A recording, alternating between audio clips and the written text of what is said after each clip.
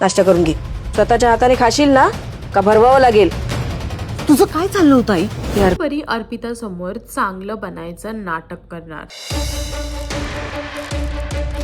तू अनोळखी तरी सोबत या मालिकेमध्ये अर्पिताचा अपघात झाल्यानंतर जेव्हा ती ठीक झाली आणि घरी परत आली तेव्हा नीलांबरी तिच्या बरोबर चांगलं वागायला लागली. नीलांबरीने तिला हातात आणून दिला. एवढंच नव्हे तर तिने तिला हे सुद्धा विचारलं की स्वतःच्या हाताने खाशील की भरवावं लागेल मला. तिला स्वतःच्या हाताने पाणी सुद्धा पाजलं आणि तिला एका आईसारखं माया पण दाखवली. नाश्ता करून घे.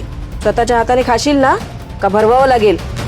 पण हे सर्व एक नाटक आहे हे स्वतः नीलांबरी सांगते रेणुकाला. जेव्हा रेणुका नीलांबरीला सरळ विचारते की तू हे सर्व काय करतेस, अर्पिताची एवढी काळजी का घेतेस, तेव्हा नीलांबरी तिला म्हणते अर्पिता आईच्या सुखासाठी तरसली आहे आणि त्यासाठीच मी आता प्रेमाने आणि मायेने वागणार आणि अशा प्रकारेच मला जे हवं माझ्या अनुसार जे व्हायला हवंय ते मी तिच्या हातून करून घेणार. तुझं काय चाललं होतं आई? ही अर्पिता आहे ना बिचारी आईच्या सुखासाठी तरसलेली आहे ग.